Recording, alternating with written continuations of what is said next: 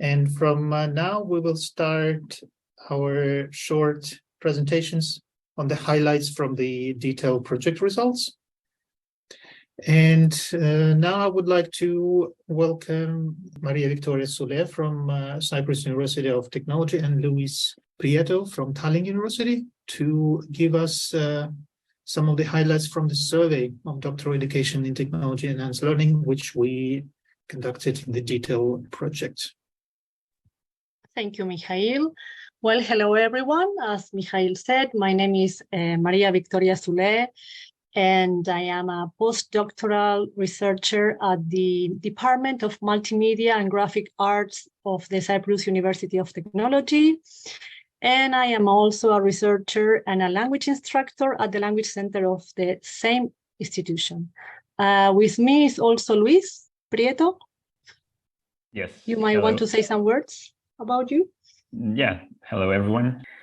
And yes, so I'm Luis Prieto. I'm a research track associate professor at the School of Educational Sciences in Tallinn University. And I mean, I do research on learning analytics and some other things, but I'm also, very interested in doctoral education, and that's why I joined this Erasmus Plus project. And yeah, I think we can just go on with the content of the survey, which is probably what most people are interested in. Okay, thank you, Luis. So I will continue from here. As you can see in this short presentation, we will present the highlights of the Survey of Doctoral Education in Technology Enhanced Learning, which was conducted in 2020-2021 under the DETEL project. Back then, when we conducted the survey in 2020-2021, what we knew was that doctoral candidates in TEL study on programs that are very different from each other. Courses offered to doctoral candidates in TEL mostly cover methods rather than TEL-specific topics. And a common ground for TEL is not created from inside institutions. What we had back then and what we are still having is experience in organizing a doctoral training summer school and a doctoral consortium. We also have expertise of 9 European universities, as Mijail mentioned at the beginning of this event. We have support from the European Commission via an Erasmus Plus grant, and we are still having a lot of enthusiasm to improve doctoral education in the field of TEL. Back then, when we conducted the survey, we needed from PhD students their opinion about the challenges of doctoral education in TEL, PhD students' opinions about what topics are important in TEL, PhD students' opinion about if courses and educational materials are available for TEL topics, and how they prefer to learn about TEL topics. Back then, what we promised was to create high-quality open educational resources on the topics that are important to the PhD students or PhD candidates, to pilot the new materials at an open online training event. And as Mijail also mentioned at the beginning, this event took place in 2021 online due to the COVID situation, and to make sure that the detailed materials are or were up to date and supported by the community. And of course, to publish the results of the DETEL survey that we are going to present now. So what was the aim of the survey? The survey aimed to inform the design of the DETEL curriculum by finding out what TEL topics are useful but have a few educational resources, general PhD education topics in doctoral education in TEL, research methods topics in doctoral education in TEL, learning practices and learning sources used by the doctoral candidates in TEL, information on the challenges of doctoral education in TEL, and supervision practices in TEL. So in the DETEL survey, we specifically aim to understand the current practice and shortcomings of institutional doctoral training in TEL. Survey results serve as the evidence basis for further developments in doctoral training in the field in general, as well as further activities that were carried out within the DETEL project. And plus, we hope that you will find them interesting, maybe applicable to your own TEL research or supervision practice. So moving on the results of the survey, we obtained 229 responses, and focusing on the participants' educational background, we can say that 45% of the respondents were PhD candidates, 40.2% were holding a PhD, and 11.4% were holding a master's degree or an equivalent. And only 3.5% of the participants held a degree that it was lower than a master's or equivalent. So in terms of the PhD project topics, as you can see in this figure, PhD project topics change depending on the stage of the PhD candidate respondents. So, whereas in early and late stages, education using technology, this is the red bar, is the most selected topic. In the case of the candidates in the middle stage, they selected two topics that were equally as the first option. Education using technologies, again, the red bar, in a 37%, and computing or IT applied to learning in the blue bar. The third option in all stages was approximately equal efforts in development of educational technologies and applying them to learning. And as you can see, this is in the yellow bar. And another result from this question, another curious result, we can say, is that no PhD candidates in the middle stage of their doctoral studies state that their PhD topic was about education, which is in the violet bar, as you can see, for the early stage and the late stage. Whereas education was selected, 18.2% for the early stage and 5.6% for the late stage. So the research methods, we also investigated the research methods that PhD candidates in TEL use, as you can see in the figure on the left, as well as their training needs for research methods, as you can see in the figure on the right. 2 survey questions that included 6 checklist responses were formulated, and the response option included 6 research methods most commonly used in PhD in TEL programs. And as you can see, the results from the PhD candidates were compared to those obtained by the PhD holders. So in terms of the research methods used, and the figure on the left indicates that design-based research is the method most used by both PhD candidates and PhD holders, followed by the qualitative methods for the PhD candidates and quantitative methods for the PhD holders.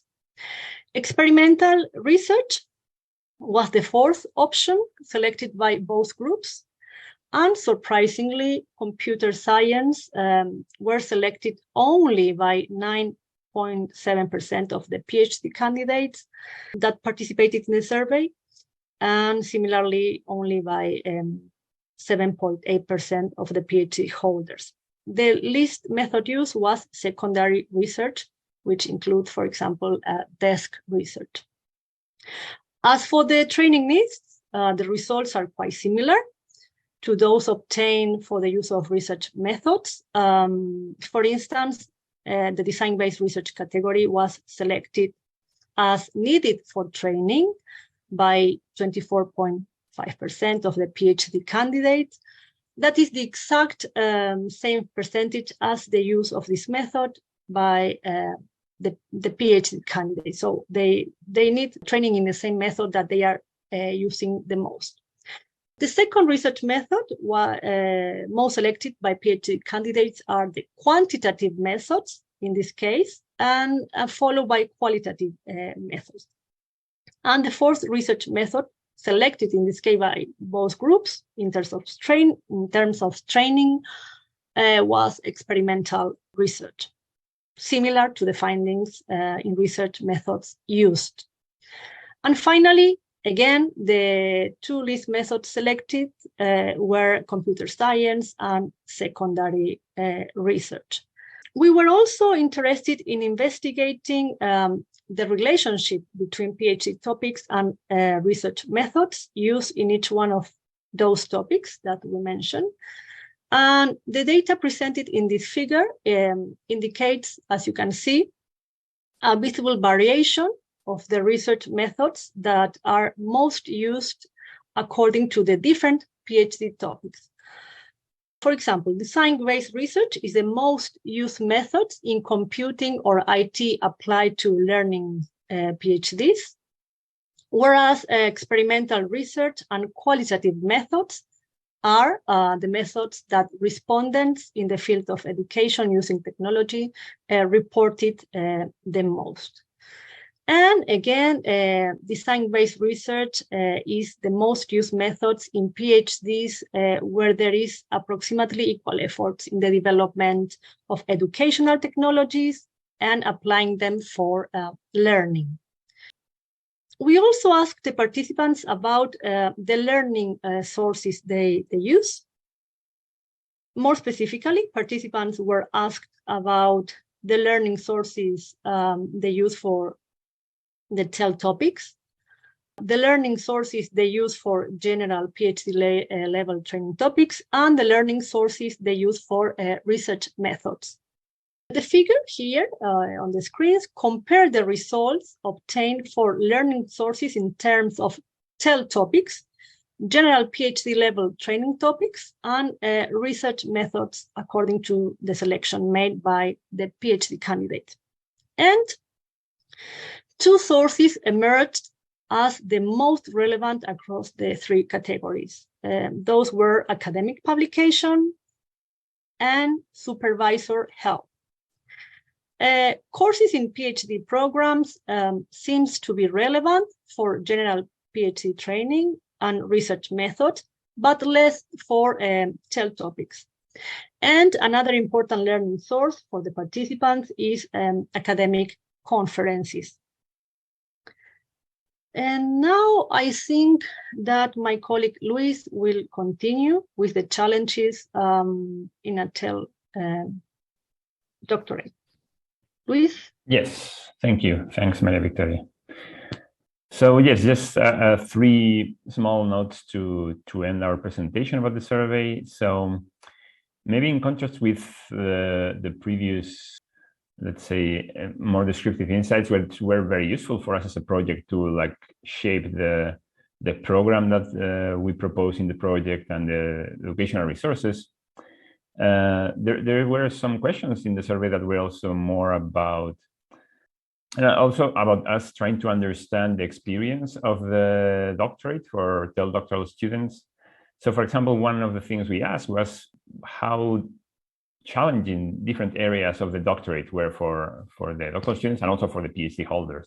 So, for example, from the responses of the 92 DETEL doctoral students in the survey, yeah, so we see that even if there's differences between the let's say different stages of the PhD students, so early stage versus later stage PhD students, so there's three areas of challenge that seem like more challenging than the others, or more uniformly challenging, which are work-life balance and project management, but also psychological challenges. And I think this also has come out in the discussion in the panel with the experts before. So the fact that doing a PhD in DETEL is not easy, and especially not easy on your well-being and your work-life balance sometimes. So I think this is something that also prompted us to change a bit some of the ideas we had for for like educational resources to focus a bit more maybe on this well-being side, and maybe we will talk more about that in later presentations. But also, like it's important to know that that these challenges are not uniformly, like not everyone faces the same challenges or the same combination of challenges. So we did a bit of a clustering analysis, and we found out like 5 different kinds of profiles or groups of doctoral students, but also researchers, that in terms of how these challenges are combined. So for example, we found a cluster of people who have most challenge with the supervision on the one hand, but also the ethic related challenges of the PhD. Well, for example, we found another cluster which found nothing really like especially challenging, and other cluster of students or researchers that found like every aspect quite challenging, for example. Then there's a 4th cluster of people that had most problem with what we said before, like this work-life balance, but also training, in the sense that maybe they were not finding the resources they needed, and maybe also like this relates to like ethics or ethical aspects of their research. Also, like a slightly different cluster which was actually the most numerous one, was the one that is finding it hard to keep on top of things in terms of like this project management, work-life balance, and psychological challenges as well. So this was, and maybe this is also reflected on the overall trend, that this was like the largest cluster of people. And this also, it's important to underline that similar clusters have also been found in research in doctoral education in general, not just in DETEL. So like this cluster of like everything is easy, everything is difficult, that was also there. And there's sometimes like this cluster of people challenged by the training aspects. It was also, I think, found in previous studies, I think, done in Belgium. Then just to close, another thing we were asking about, and this was a bit of a maybe selfish question, because many of us are supervisors of doctoral students or doctoral students ourselves in the project. So we were trying to see, okay, how can we, again, as we saw in the expert panel, how can we navigate supervision in this complex field of DETEL, and what are the right things to do, or what are the things that doctoral students find useful, or researchers find useful in DETEL. And you can see there, like one thing that stands out is like, we were asking about different kinds of, let's say, innovative in terms of, as opposed to the single supervision kind of model that was more used maybe, I don't know, 20 years ago, but it's still quite used in many disciplines. So we found, for example, like supervisory contracts, so contracts that are established at the beginning of a PhD to kind of make explicit the responsibilities and expectations, were the least, they're found the least useful. But maybe in this complex graph, which has many data points there, I would like to focus your attention on the top left side of the graph, where we have practices that are, have low number of appearances, so they are relatively rare, so not many people experience them, but they are found quite useful or very useful. Things like team supervision, which is, I think, something that Yanis and some of the panelists were referring to, instead of just meeting with your single supervisor, for example, but also other things like learning data analysis by example, by working together maybe with your supervisor or with colleagues on this data analysis. But in general, I think the overall takeaway message is that all these, let's say, innovative practices in supervision were considered quite useful. So if you can, as a supervisor, push yourself to use some of these, or as a doctoral student, tell your supervisor whether you could do a little bit of these things, so probably will be beneficial for the PhD. So I think this is like the key insight we derive from this part of the survey. And I think that's it from our side. So thanks a lot, and thanks, Maria Victoria, for the rest of the presentation. Thank you very much, Maria Victoria and Luis. Thank you.